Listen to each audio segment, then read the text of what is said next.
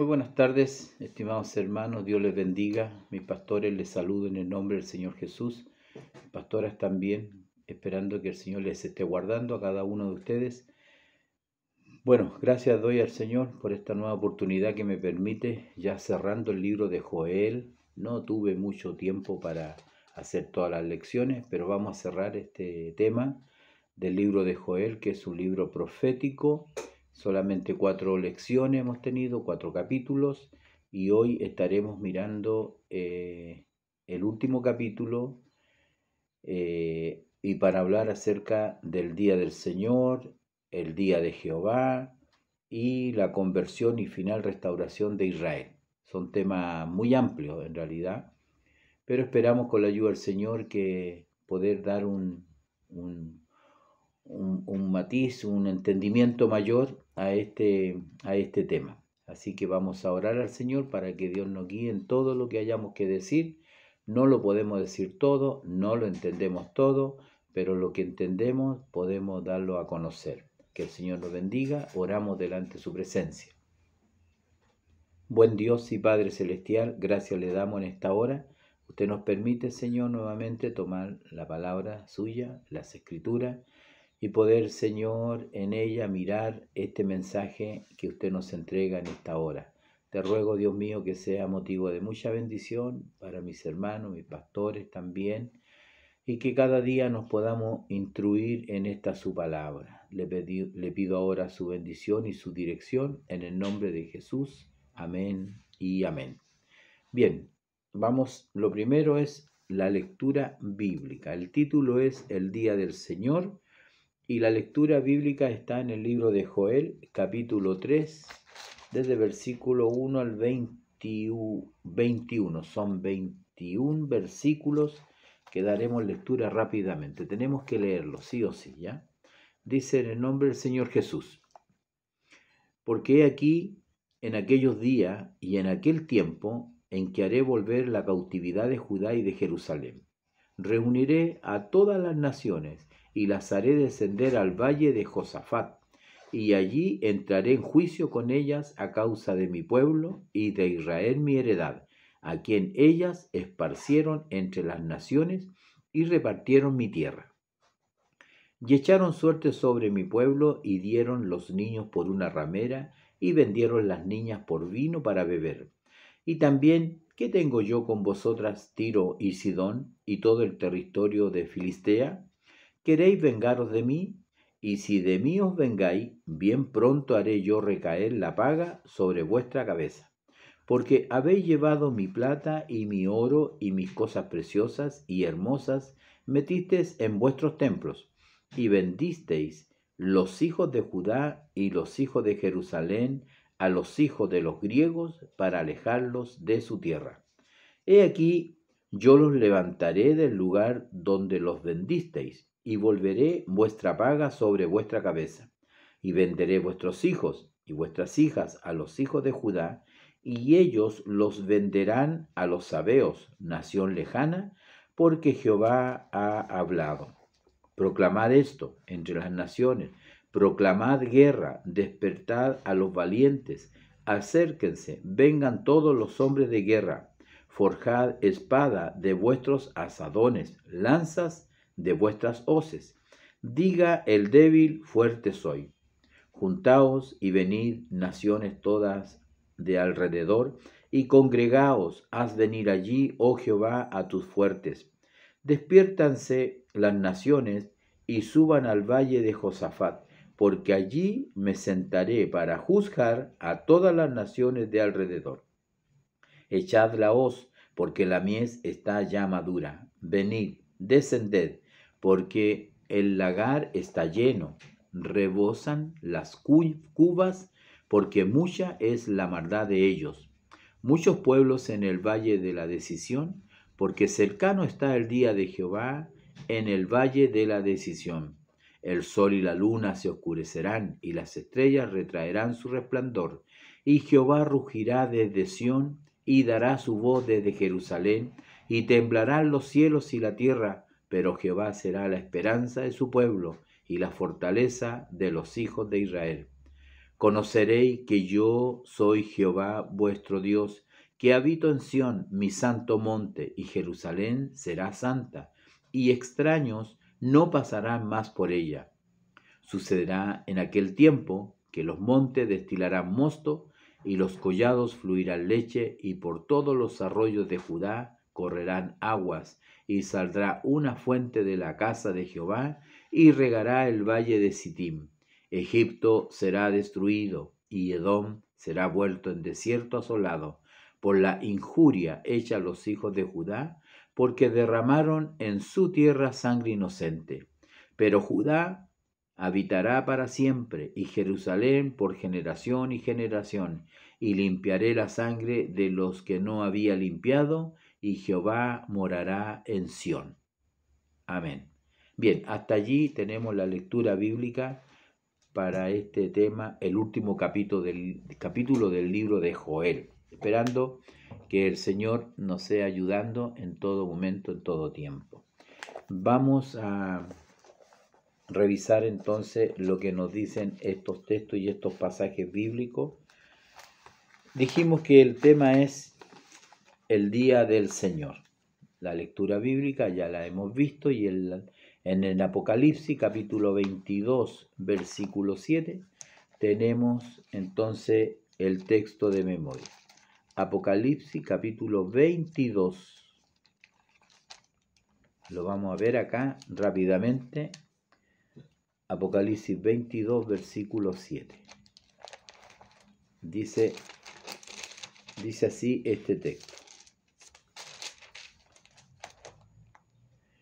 He aquí vengo pronto, bienaventurado el que guarda las palabras de la profecía de este libro. Amén. Bien, sabemos que la profecía no es fácil de interpretar. Tiene muchas figuras y tiene muchos elementos que muchas veces confunden al lector. El título es El Día del Señor. El Día del Señor y el Día de Jehová. Para algunos es lo mismo, para otros no es lo mismo. Se usa esta frase en realidad y esta diferencia acerca del Día del Señor. Para algunos es el día primero de la semana, es decir, el día domingo, también llamado, como digo, el primer día de la semana en la Escritura. La frase el Día del Señor se utiliza solo una sola vez en las Escrituras, específicamente en el libro de Apocalipsis, capítulo 1, versículo 10, ya lo vamos a leer, que es cuando Juan entrega un mensaje a la iglesia de ese tiempo, del primer siglo, de los primeros cristianos. Él dice, yo estaba en el día del Señor. ¿A qué se refería? Se refería realmente a lo que en realidad los cristianos del primer siglo estaban familiarizados ya con ese término. Se refería al día en que Jesús había resucitado, que para los cristianos era el día más importante. Estoy hablando tanto de los primeros judíos como después la iglesia gentil, porque la primera iglesia estaba compuesta en su mayoría por judíos, pero luego, ¿no es cierto?, con todo el ministerio del apóstol Pablo, que predica a todas las naciones, entonces la iglesia prácticamente la mayoría era de las naciones gentiles. Y ellos estaban muy familiarizados con este término. Cuando hablaban del día del Señor, se referían precisamente a ese día en que Jesús, muy temprano, el día domingo, en la mañana, ya la tumba estaba vacía. Hasta ese tiempo los judíos realmente celebraban el día de reposo o el Sabbat, que como todos sabemos para ellos era muy importante el cumplimiento de esa fecha. Para ellos ese día comenzaba el día viernes cuando se ponía el sol y duraba hasta el otro día, sábado, hasta cuando ya se estaba oscureciendo o el atardecer. Era un día de completo descanso, de reposo. Ellos no hacían ningún otro trabajo en ese día. Y simbolizaba el reposo del Creador cuando Él en el séptimo día reposó. Eso significaba para ellos.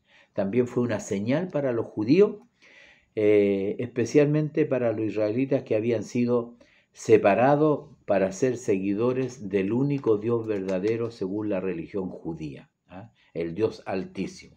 En cambio, el día del Señor fue para los cristianos el día que Jesucristo resucitó, como decía yo, en las primeras horas de ese día, resucitó de los muertos, y fue el hecho que separó para siempre a los cristianos de cualquier otra religión.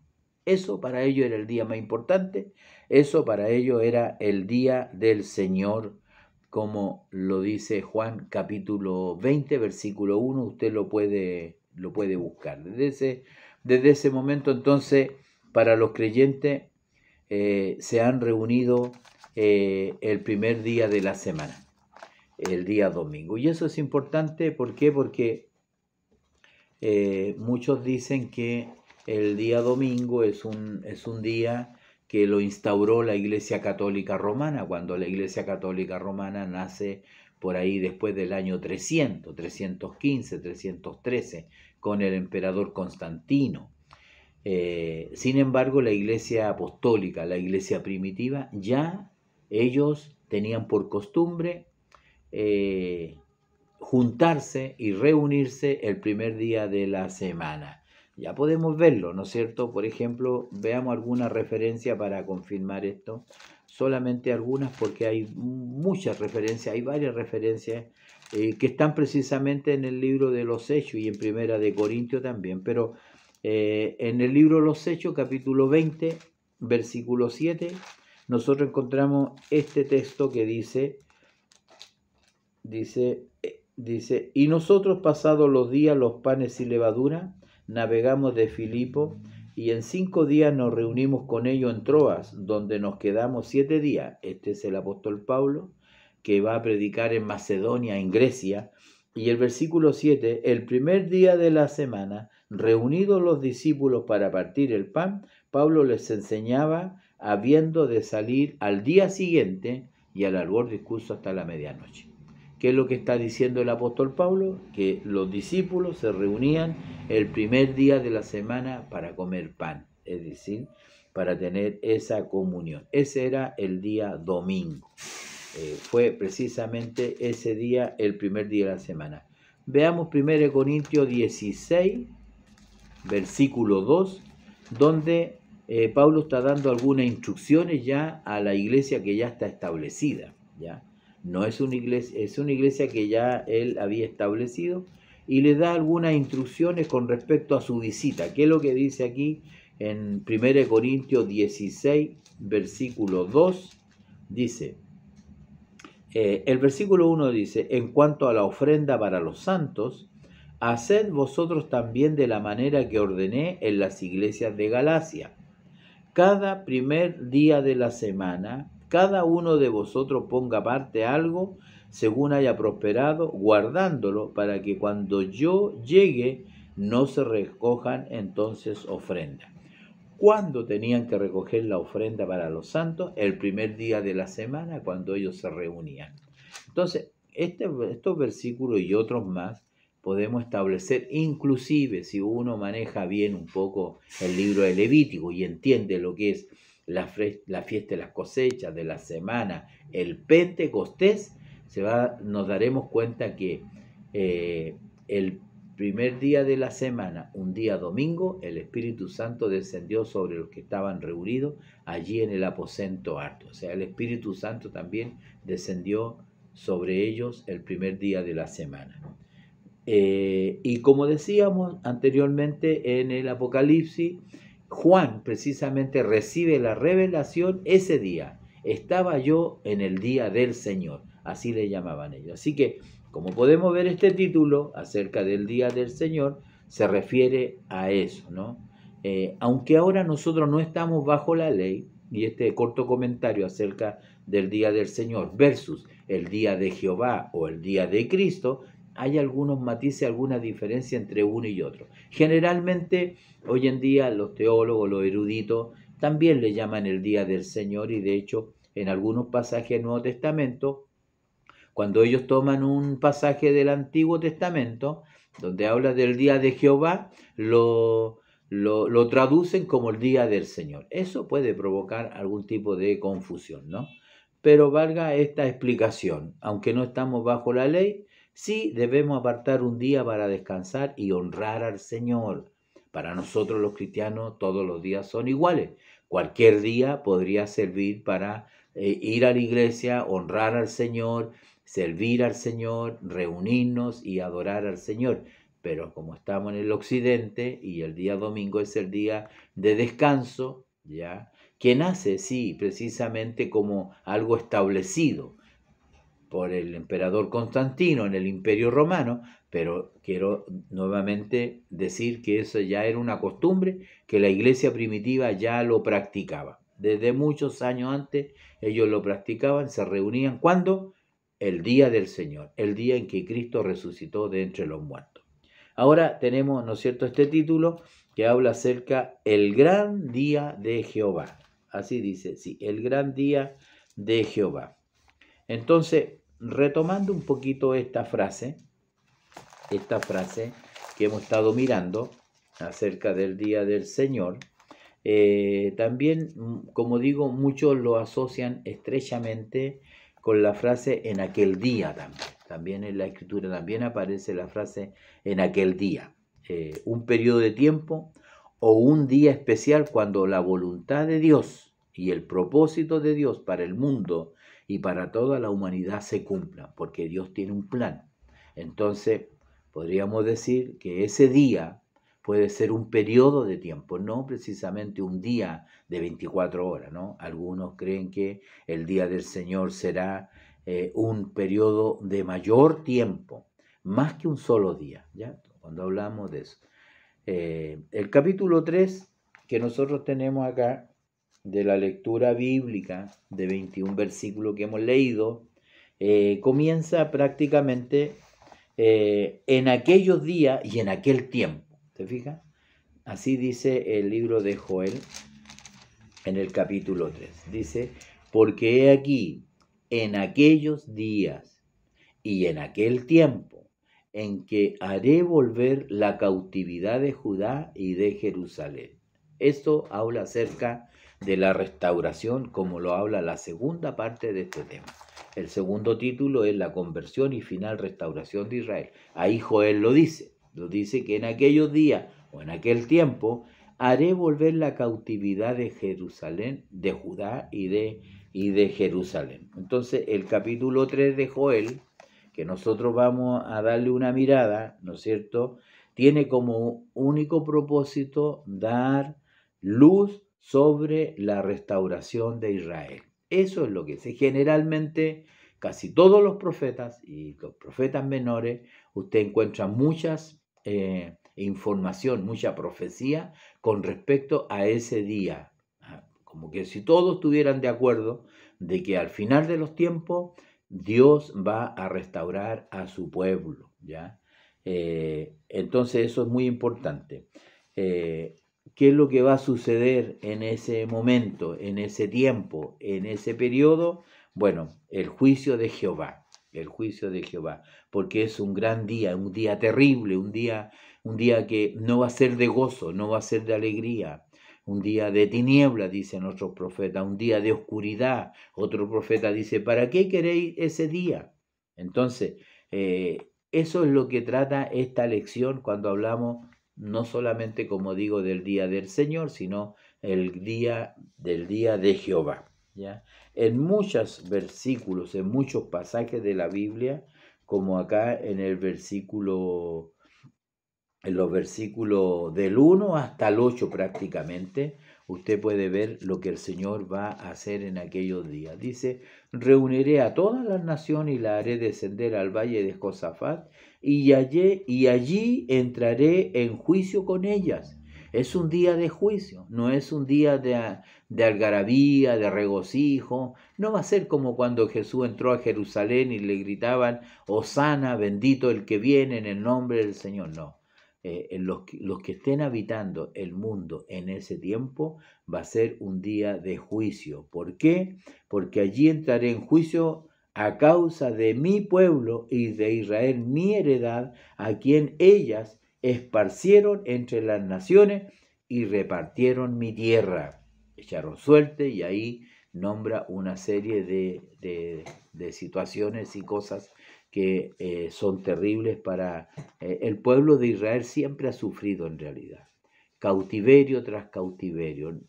Solo hasta el año 48, después de la historia bíblica, podríamos decir, después que los romanos destruyen Judá, destruyen Jerusalén, el templo, ellos no han tenido un lugar de reposo, de tranquilidad. Estuvieron bajo el dominio de muchos imperios, hasta el año 48 de nuestro tiempo, donde fue reconocido con una porción de tierra, la tierra de sus antepasados, para ser una nación libre y soberana, podríamos decirlo de esa manera.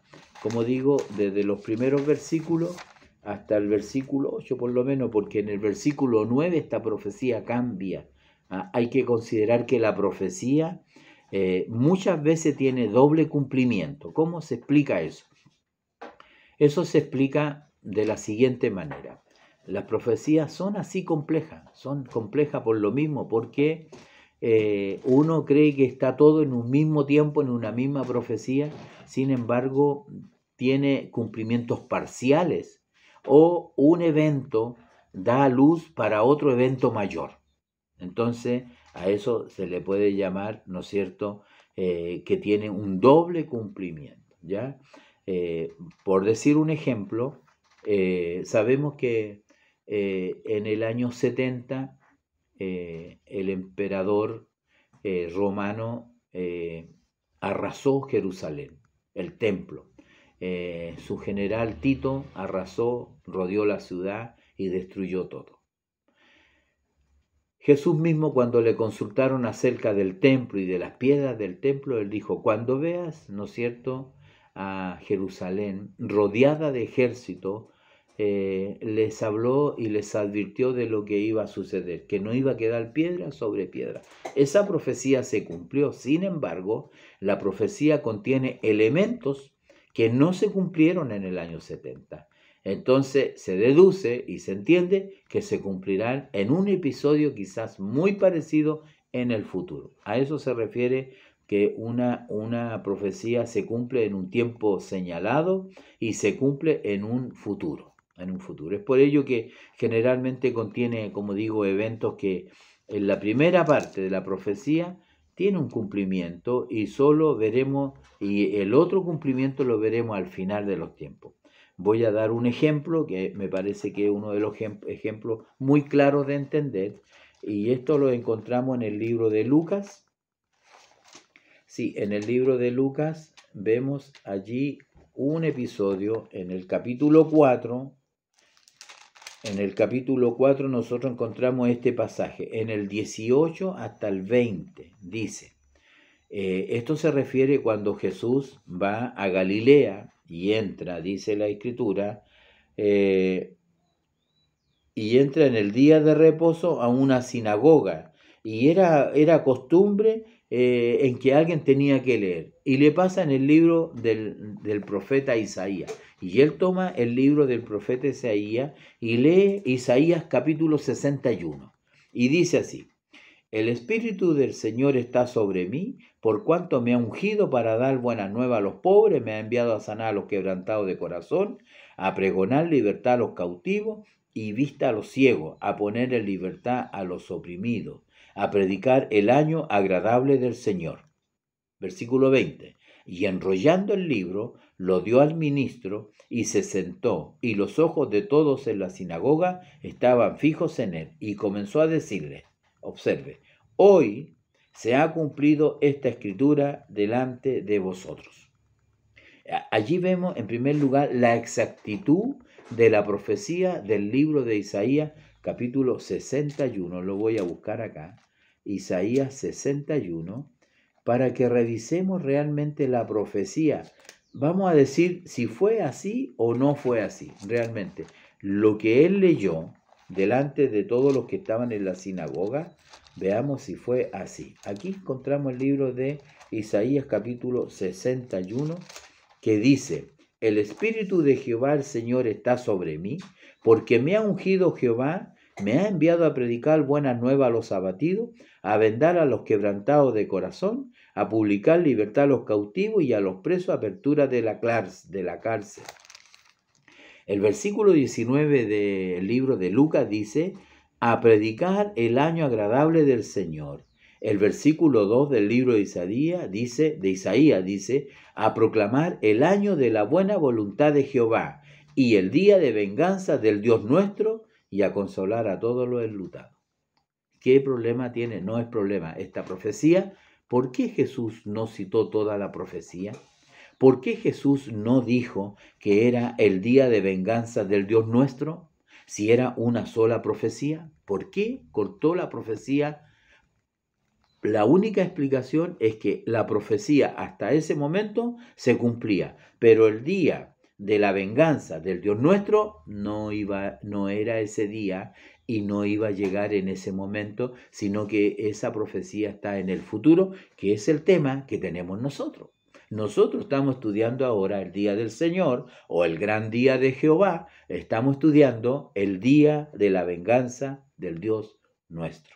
¿Te fijas? Entonces, podemos decir claramente en este pasaje que la exactitud de la Escritura, como digo, y que se detiene justo e interrumpe, porque la única explicación que en una sola profecía se cumplieron en distinto tiempo la venida del Señor. Porque aquí está hablando de la primera venida del Señor en Lucas, cuando en la primera venida del Señor está el nacimiento, está su bautismo, está su ministerio, está, ¿no es cierto?, su predicación, está su muerte y su resurrección. En la segunda venida es otro tiempo donde allí se va a cumplir lo que dice el libro de Isaías, donde dice a proclamar el año de la buena voluntad de Jehová, tiempo de gracia, tiempo de misericordia y el día de venganza del Dios nuestro. Entonces, así se entiende en realidad, de alguna manera, la profecía. En otras palabras, las dos venidas de Cristo en una sola visión. Y eso es lo complejo que hace muchas veces cuando leemos estos libros de Habacuc, el libro en este caso de Joel, tenemos la misma situación, ¿ya? Entonces, la primera, sabemos que, como para rematar este tema y esta explicación de cómo se cumple la profecía, cómo se trata, cómo se estudia la profecía, vemos este tiempo de gracia, ¿ya? Pero el otro tiempo no se va a cumplir hasta cuando el Señor venga en majestad y gloria para hacer juicio a las naciones, porque eso es lo que dice, es lo que tenemos acá, ¿no? Lo leímos, ¿no? Que Él va a juntar a todas las naciones y va a entrar en juicio con ellas, ¿ya? Y va a entrar en juicio con ellas a las naciones, y la haré descender al valle de Josafat, que significa juicio de Dios. Josafat significa juicio de Dios, y allí entraré en juicio con ella a causa de mi pueblo, ¿ya? Entonces, este es el tema que nosotros tenemos en esta hora para que usted y yo vaya entendiendo. Estamos hablando del futuro. Es el gran día de Jehová, ¿ya? Y realmente luego pasa, después de ese periodo, obviamente va a pasar a la restauración de Israel. Un tiempo cuando la iglesia, hay que decirlo, ya no estará en la tierra, ya no estará presente como lo estamos hoy en día, ¿no? Será un tiempo en el futuro. Entonces, ¿cómo será ese día? ¿Cómo será para los habitantes que estén en la tierra? Bueno, hay muchos profetas que hablan acerca de un tiempo, un día de angustia. ¿Cómo lo dice el expositor? Ya el expositor dice: se desencadenarán una sucesión de acontecimientos orquestados por el mismo Creador, que desembocarán en el gran día de Jehová. Podemos reflexionar que desde este punto de la historia, está hablando de Pentecostés, se ha iniciado la cuenta regresiva para la recta final del eterno plan de Dios para salvar al hombre que viviera en ese tiempo del terrible día de Jehová. Hay que aclarar que la iglesia, nosotros los creyentes, estamos un poco divididos en cuanto a ese tiempo y a ese periodo.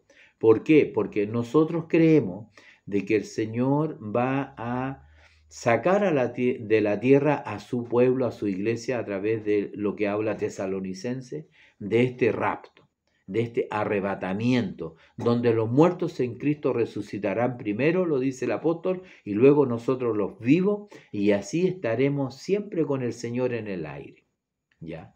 Pero hablar acerca de la segunda venida en majestad y gloria es cuando Él viene para sentarse en su trono de juicio, para hacer juicio a las naciones. Eso lo vamos a ver un ratito más, ¿no?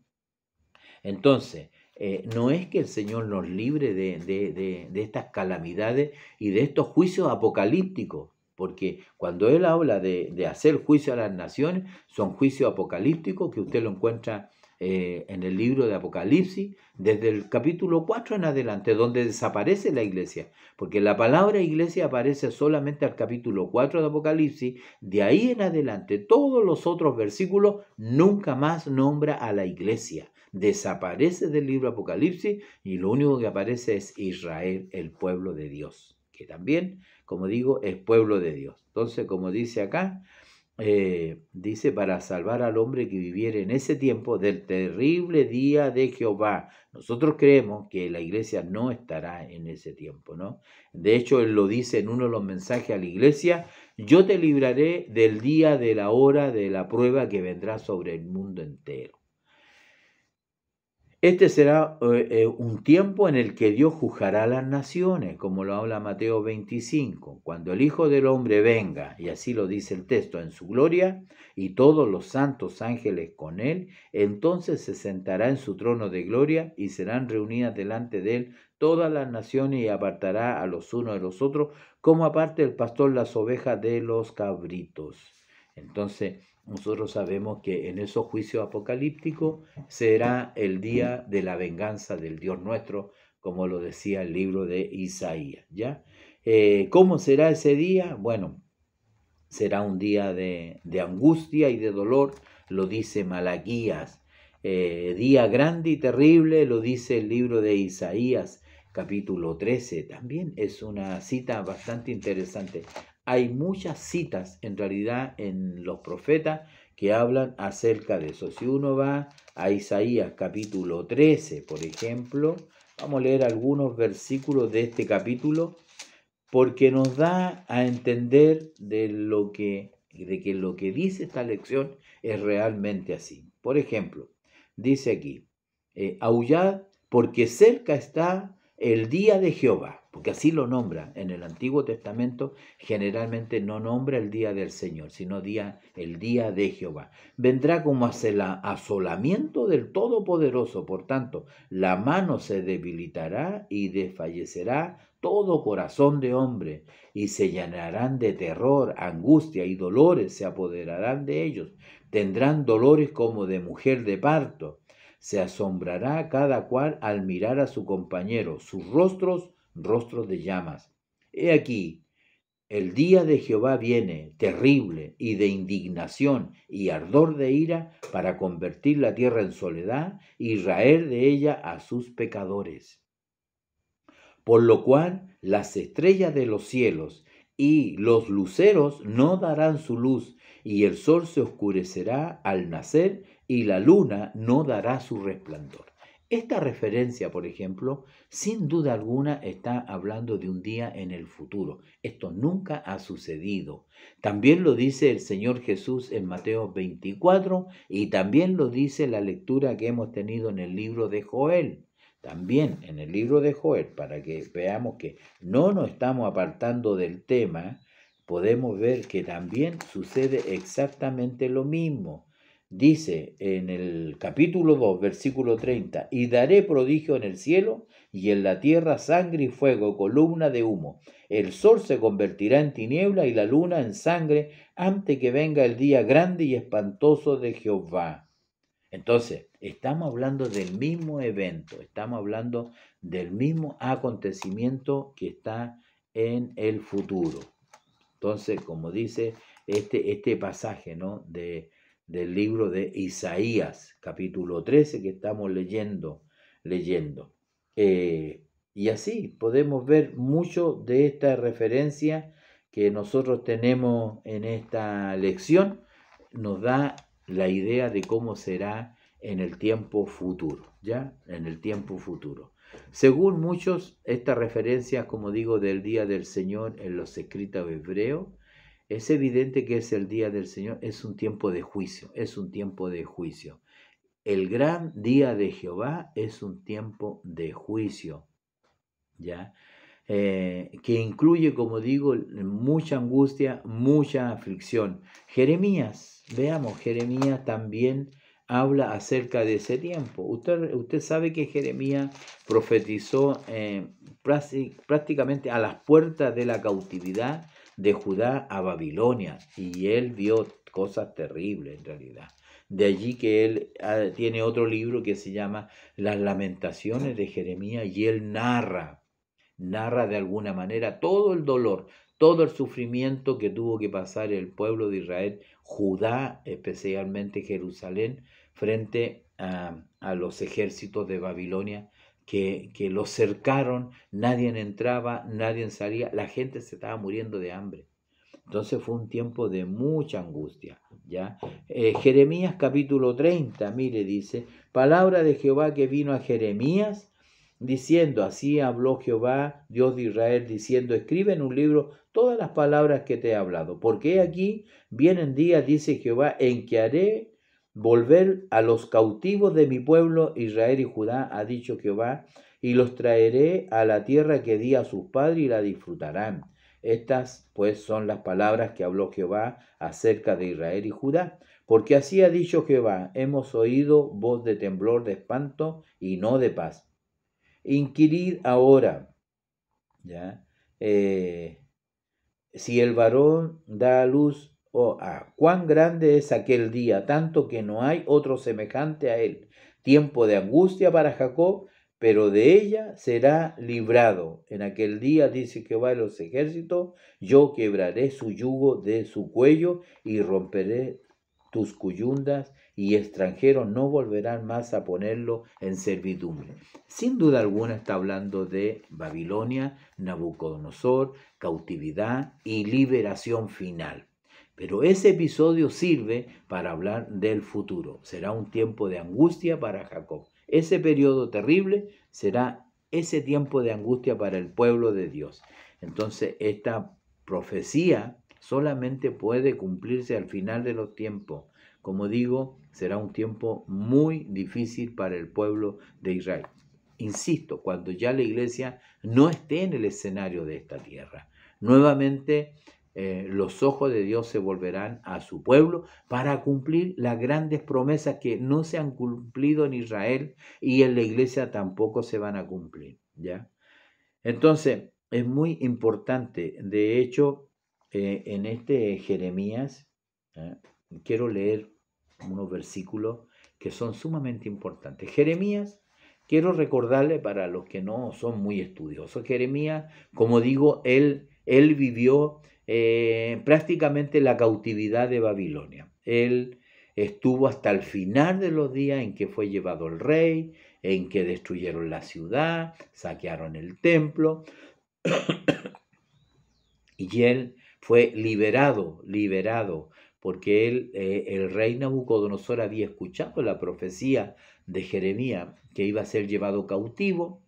Él mismo exhortaba al rey que se entregaran, porque la suerte ya estaba echada sobre Jerusalén. Entonces, el periodo que él vivió fue un periodo de muchos años después, porque ahí se terminan los reinados. Ya no hay más reyes ni en Israel ni en Jerusalén. Digámoslo de esta manera, David había vivido muchos años antes. Pero miren lo que dice la profecía. La profecía dice, en aquel día, dice Jehová de los ejércitos, yo quebraré el yugo de tu cuello y romperé tus cuyundas, y extranjeros no volverán más a ponerte en servidumbre, sino que servirán a Jehová su Dios y a David su rey, a quien yo les levantaré. ¿Acaso David no había muerto? Ya de los huesitos de David ya no había nada. Ya no había nada. Había sepultado cientos de años atrás. ¿Por qué el Señor le dice que ellos iban a servir a Jehová Dios y a David su rey, a quien yo levantaré? Es obvio que esta profecía está hablando del futuro, porque David había muerto muchos años atrás. ¿Se da cuenta? Así son las profecías, así se deben entender. Entonces, luego le dice, tú pues, siervo mío Jacob, no temas. Dice Jehová, ni te amorices, Israel, porque he aquí que yo soy el que te salvo de lejos, a ti y a tu descendencia de la tierra de cautividad. Y Jacob volverá, descansará y vivirá tranquilo, y no habrá quien le espante, porque yo estoy contigo para salvarte, dice Jehová, y destruiré a todas las naciones entre las cuales te esparcí, pero a ti no te destruiré, sino que te castigaré con justicia. De ninguna manera te dejaré sin castigo. Es el tiempo de angustia para Jacob. En otras palabras, el tiempo futuro que le viene a Israel va a ser un tiempo de realmente mucha aflicción. Hoy en día ya lo vemos al pueblo de Israel, la nación de Israel, peleando contra todo el mundo en realidad. Hasta aquí le ha ido bien, pero no sabemos en el futuro. Se reunirán las naciones para atacar a su pueblo y van a pasar un periodo de un apretón de justicia muy terrible, que lo único que les quedará será clamar a este Dios vivo para volverse al Señor, y como dice la segunda parte, finalmente se van a convertir, van a reconocer su error y su dependencia de Dios. De hecho, el presidente Netanyahu, o primer ministro en el gobierno de Israel, está siempre pendiente de la profecía y está siempre pendiente de lo que dice la Escritura y se toma de ellas para hacer todo lo que ha hecho, ¿ya? Entonces es muy interesante lo que nos muestra esta lección. Estamos hablando un poco de escatología del futuro, no lo vamos a decir todo porque de hecho en el otro libro que vamos a estudiar también hay un capítulo que se llama el advenimiento del día del Señor. ¿Por qué? Porque todos los profetas prácticamente hablan lo mismo, hablan en esa misma dirección, otras palabras, pero prácticamente apuntan a lo mismo, ¿ya? Si nosotros vamos a Zacarías, por ejemplo, para que revisemos este tema y de alguna manera ya como que nos pasamos a la segunda parte, ¿no? Pues ya sabemos que el día de Jehová es un día terrible, es un día que va a ser de mucho dolor, de mucho sufrimiento, pero aquí en Zacarías quiero mostrarle este texto.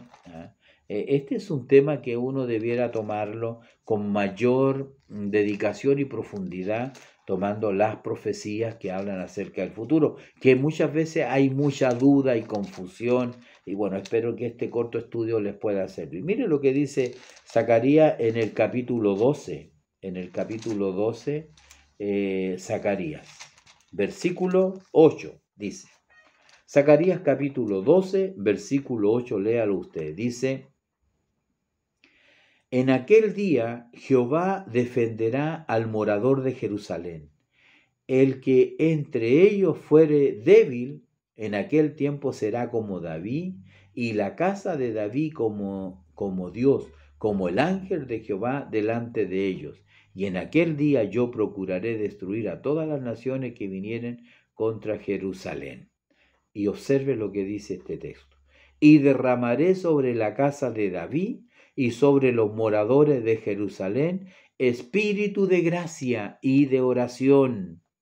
Claro, frente a todo lo que se les va a venir en el futuro, no les va a quedar otra cosa que clamar al verdadero y único Dios, a Jehová, ¿no es cierto? Entonces, en aquellos días, dice, en que el Señor va a librar a Israel, pero Él va a derramar sobre la casa de David y sobre los moradores de Jerusalén espíritu de gracia y de oración, y mirarán a mí, a quien traspasaron, y llorarán como se llora por hijo unigénito, afligiéndose por él, como quien se aflige por el primogénito. ¿Qué está diciendo? Está diciendo que Dios en ese tiempo va a despertar en ellos lo que va a sacar la venda de sus ojos. Cuando viene el Mesías y está entre ellos, ellos no lo conocen, ellos gritan crucifícale, ellos niegan al Mesías, no reconocen el día de su visitación como lo dice otro profeta, y esa fue la causa por la cual ellos han tenido que sufrir todos estos años y estos siglos por haber rechazado al Mesías. Pero en ese momento el Señor, en ese tiempo, va a poner en ellos un espíritu de gracia y de oración, y ahora van a mirarme a mí. Recuerde que el profeta dice, miradme a mí y ser salvo todos los términos de la tierra. Pero aquí él dice, miradme a mí, a quien ellos, los judíos, traspasaron. No podemos pensar en otra cosa que el soldado cuando pone su lanza y lo traspasa por su costado. Si bien es cierto fue romano, pero fue esa crucificación, los culpables fueron ellos en realidad, ¿ya? A quienes traspasaron y ahora llorarán como se llora por hijo unigénito, afligiéndose de él como quien se aflige por el primogénito. En aquel día habrá llanto en Jerusalén, como el llanto de Adradimón en el valle de Megido, y la tierra lamentará cada linaje aparte, los descendientes de la casa de David. Entonces, como podemos ver, eso va a ser una real conversión de Israel. Romano dice que finalmente todo Israel será salvo, guardando las proporciones, por supuesto, porque así como salieron de Egipto, todos fueron libres, todos salieron de la esclavitud, todos cruzaron el Mar Rojo, pero no todos llegaron a la tierra prometida. Muchos quedaron en el camino, ¿ya? Entonces, volviendo a este momento específico, realmente, en el tiempo, Joel capítulo 3, vamos a volver al libro de Joel, en el capítulo 3, en el versículo 12, y despiértense las naciones y suban al valle de Josafat, porque allí me sentaré para juzgar a todas las naciones de alrededor.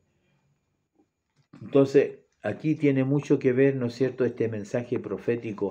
Si nosotros vamos a Mateo 24, que ya hice mención, Mateo 24 y Mateo 25, quiero decir, es una profecía, es lo que habló Jesús, pero esto hay que mirarlo desde el punto de vista no de la iglesia, sino del pueblo de Israel. Ellos le hicieron la pregunta, él le respondió. En Mateo 24 y 25, él habla de sus propios labios, en realidad, todo lo que nosotros hemos podido ver, ¿ya? Todo lo que nosotros hemos ver. Bueno, aquí él le dice, mirad que nadie os engañe, porque va a ser un tiempo de mucho engaño, ¿no? Oiréis de guerra, rumores de guerra, porque todo eso será como los principios de dolores. De hecho, él lo dice, y dice, porque se levantarán nación contra nación y reino contra reino, y habrá peste y hambre y terremoto en diferentes lugares, y todo esto será principio de dolores. A mi juicio pienso que la iglesia podría llegar a ese tiempo de principio de los dolores, pero no va a llegar a la tribulación y mucho menos a la gran tribulación. Algunas corrientes religiosas le van a enseñar a usted que no, que la iglesia va a pasar la tribulación y que al final el Señor lo va. Otras que va a llegar a la mitad, así. Nosotros creemos que va a ser antes de que vinieran. ¿Qué propósito tendría Dios de que la iglesia pase por esos juicios apocalípticos, ¿no? Entonces, es muy importante lo que nos muestran estos capítulos. En el versículo, dice aquí la palabra, en el versículo 29, ¿no? Bueno, él está hablando primero que habrá una gran tribulación, la cual no ha habido desde el principio del mundo hasta ahora ni la habrá. Hay que señalar que la gran tribulación, la tribulación Y la gran tribulación es un periodo de tanto sufrimiento y dolor que nunca la ha habido en el mundo y nunca la habrá. Algunos enseñan que ya estamos en ese periodo. ¿Por qué? Porque en algunas naciones persiguen a los cristianos, los matan, en fin, en China y un montón de lugares, pero eso no es una tribulación, es una tribulación local, podríamos decir. Pero esta tribulación es de alcance mundial, en todo el mundo. En todo el mundo. Aquí lo dice claramente, porque habrá entonces gran tribulación, la cual no ha habido desde el principio del mundo hasta ahora, ni tampoco la habrá, no va a haber otra. ¿Ya? Y si aquellos días no fueren acortados, nadie sería salvo, mas por causa de los escogidos, aquellos días serán acortados. Ahí lo vemos. Uno dice los escogidos, la iglesia, Israel es escogido. Israel. Y en ese periodo de tiempo de gran tribulación también habrá un paréntesis de gracia y de salvación. Habrán 144.000 judíos sellados con el Espíritu Santo que serán los misioneros, los evangelistas, para evangelizar en ese periodo que va a ser de mucha aflicción. Muchos se van a salvar, pero no los del tiempo de la iglesia. No, porque Tesalonicense dice que habrá un espíritu de mentira para engañar a todos aquellos que no recibieron la bondad de Dios, la gracia de Dios, el amor de Dios, sino que le cerraron la puerta. Antes se decía, si no me voy en la primera, me voy en la segunda. No, eso no existe. No existe. El tiempo que tenemos es el tiempo de ahora. Entonces algunos le dirán, mira, el Cristo está, no les creáis. ¿Ya? Que está en el templo, no les creáis. Que está en el desierto, no les creáis. Porque como dice, porque como el relámpago que sale del oriente y se muestra hasta el occidente, así será también la venida del Hijo del Hombre. ¿Cómo será? En una nube, en majestad y gloria. Tendrá un nombre que dirá Rey de Reyes y Señor de señores. Sus ojos serán como llama de fuego. Para herir con ella trae una espada, para herir con ella a las naciones. Y se sentará en su trono de gloria y juzgará a las naciones como el pastor aparta las ovejas de los cabritos. Entonces, inmediatamente dice, después de la tribulación de aquellos días, nuevamente la cita que había dicho, el sol se oscurecerá y la luna no dará su resplandor, y las estrellas caerán del cielo, y las potencias de los cielos serán conmovidas. Entonces aparecerá la señal del Hijo del Hombre en el cielo, y entonces lamentarán todas las tribus de la tierra, y verán al Hijo del Hombre viniendo en las nubes del cielo con gran poder y gran gloria. Entonces, como podemos ver en este pasaje, nuevamente juntará a sus escogidos, que no es la iglesia, porque no somos los únicos escogidos. El pueblo de Dios, el pueblo de Israel y los que se hayan convertido en ese tiempo serán también los escogidos de Dios en ese tiempo, ¿ya? Entonces es muy importante, como podemos ver, la similitud de la profecía de Joel y de otros profetas con lo que el Señor está hablando en ese tiempo. De hecho, y lo estuve hablando en una iglesia hace poco, el capítulo 24 en el 36 dice que ese día nadie lo sabe, que ese va a ser un día que ni los ángeles, sino solamente dijo Jesús, solo mi Padre lo sabe, más será como en los días de Noé. Él nos da una señal, Él le da a sus discípulos que le consultaban por el final de los tiempos, por el día de Jehová, por el día de venganza, el que estamos tratando hoy. Entonces Él le dice, será como los días de Noé, así será la venida del Hijo del Hombre, porque como en los días antes del diluvio estaban comiendo, bebiendo, casándose y dando en casamiento, hasta el día en que Noé entró en el arca. Y no entendieron, esa generación antediluviana nunca entendió las advertencias, nunca entendió el mensaje, nunca entendió lo inminente que era la destrucción, el juicio de Dios, el día de venganza, el día de Jehová. Nunca la entendió. Entonces dice, no entendieron hasta que vino el diluvio y se los llevó a todos. Así será también la venida del Hijo del Hombre. Y agrega, entonces estarán dos en el campo, uno será tomado y el otro será dejado. Dos estarán moliendo en un molino, uno será tomada y otra será será dejada, ¿ya? Entonces, ¿qué es lo que nos habla este pasaje? Este pasaje habla claramente que esto no es rapto, no es que cuando toma uno del campo, que toma uno que está trabajando, o dos estarán en una cama de noche, otro en el campo de día. La venida del Señor va a ser en cualquier horario del día, será de noche, de día, va a ser a la amanecida, no lo sabemos. No lo sabemos, pero lo que sí sabemos es que Él va a venir, de que Él va a volver. Eso sí lo sabemos claramente conforme nos dice la palabra del Señor. Y algo muy importante, ¿por qué no es rapto? Porque Noé no fue tomado, Noé fue dejado. ¿Quiénes fueron tomados? El texto lo dice, estaban comiendo, dándose en casamiento, bebiendo, cazando, dice, y no entendieron hasta que vino el diluvio y se los llevó a todos. ¿Quién se los llevó? El diluvio, el agua, los arrastró y se ahogaron. ¿Y quién quedó? Noé.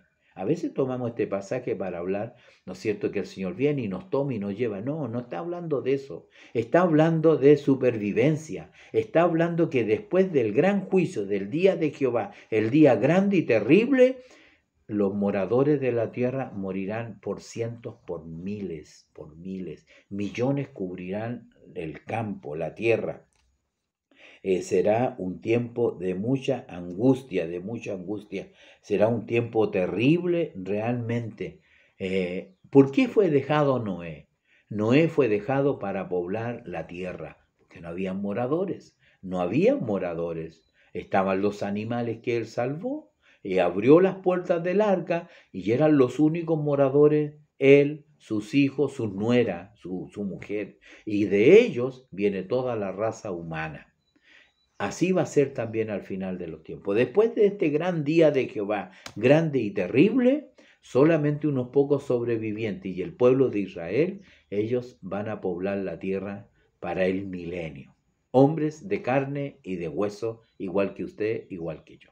Bueno, así es este tema en realidad. Tiene mucho más cosas que podría hablar y explicar o citar muchos textos bíblicos, pero el tiempo se nos está yendo. Pero usted repase esta cita, repase estos pasajes que como veamos, ¿no es cierto? Dice que cuando el Hijo del Hombre venga en su gloria y todos los santos ángeles con él, se sentará en su trono de gloria y serán reunidas delante de él todas las naciones. ¿Dónde? En el valle de Josafat. Así lo dice Joel. Apartará los unos los otros como aparta el pastor las ovejas de los cabritos. La iglesia no es oveja, tampoco es cabrito. ¿Quiénes son? Son las naciones que estén viviendo en ese tiempo. Él les explica y les habla acerca de, ¿no es cierto?, de que hicieron algo con él. Tuve hambre, me diste de comer. Estuve enfermo, me visitaste. Estuve en la cárcel, de igual manera. ¿Cuándo te vimos enfermo? ¿Cuándo te dimos de comer? Le dijeron los justos. Cuando lo hiciste a uno de estos mis hermanos más pequeñitos. Había otro grupo. No solamente habían ovejas y cabritos, había otro grupo. Y él, ¿cómo los llama? Mis hermanos más pequeños. ¿Quiénes son? Israel. Porque él es judío, él es de la nación de Israel. ¿Y qué va a suceder? Que realmente en el final de los tiempos algunas naciones estarán a favor de Israel, tratarán de protegerlo, como lo ve usted hoy en día, con sus aliados, pero otras naciones se levantarán contra ellos. Ahí hará juicio el Señor, ¿ya? Entonces, como podemos ver en esta lección, después del rapto de la iglesia, se van a desencadenar todas estas cosas que nosotros estamos viendo. ¿Qué va a haber al final después de esos juicios o en esos juicios? Israel, yo digo, va a tirar la toalla y ahí va a aparecer su Salvador, su Señor, su Mesías, que dicho sea de paso todavía lo esperan, ¿no? Pero van a ser engañados, sí, por eso él les dijo, no les creáis. Si te dicen que el Cristo está en el templo, no les creáis. Si está en el desierto, no les creáis. Muchos de ellos van a ser engañados por el anticristo, ¿no es cierto?, que hará descender a un fuego del cielo. La conversión final de Israel dará paso a un reino mesiánico en la tierra. Ya lo vimos en el libro de Isaías, que nuevamente David, que ya no existe, pero sabemos quién es, aquel león de la tribu de Judá, la raíz de David, el Padre eterno, el príncipe de paz, volverá a gobernar este mundo por 1000 años. Entonces ese reino mesiánico será en la tierra, con Israel y los sobrevivientes de todos esos juicios apocalípticos que describe Apocalipsis, porque en uno solo de los juicios la tercera parte de la población mundial, que son como ¿cuánto? 8.000 millones, va a perecer. Y en otro juicio la otra tercera parte va a morir. O sea que en 2 juicios muere la mitad de la humanidad. Será terrible. Amados hermanos, que el Señor nos bendiga, Él nos ayude. Todos los juicios de Apocalipsis, las trompetas, las copas de ira, los caballos, va a haber una convulsión social, va a haber una convulsión geográfica, va a ser terrible. Que el Señor nos bendiga. Voy a dejar hasta aquí este tema, que hemos hablado acerca del día del Señor, hemos hablado del gran día de Jehová, ¿no es cierto?, en esta profecía, con cumplimiento parcial y cumplimiento en el futuro, y la conversión final de Israel. Le leí algunos textos y pasajes sumamente importantes. Hay otros más que podríamos hablar, pero lo vamos a dejar hasta aquí. Que el Señor les bendiga. Agradezco al Señor esta oportunidad. Cerramos este tema de Joel para luego entrar, ¿no es cierto?, a otro libro, el libro de Malaquías, también con 4 lecciones más para terminar este año, Dios mediante. Ahí tenemos algo acerca del pueblo escogido, de los sacerdotes, también y finalmente del advenimiento del día del Señor. Que Dios les bendiga, que tengan un hermoso fin de semana. Les saludo cariñosamente y disculpándome de no podido haber hecho las otras lecciones que el Señor nos mostró en el libro de Joel. Que Dios les bendiga. Para mi Dios sea honra, gloria y alabanza. Saludos a todos cariñosa y afectuosamente. Dios les bendiga.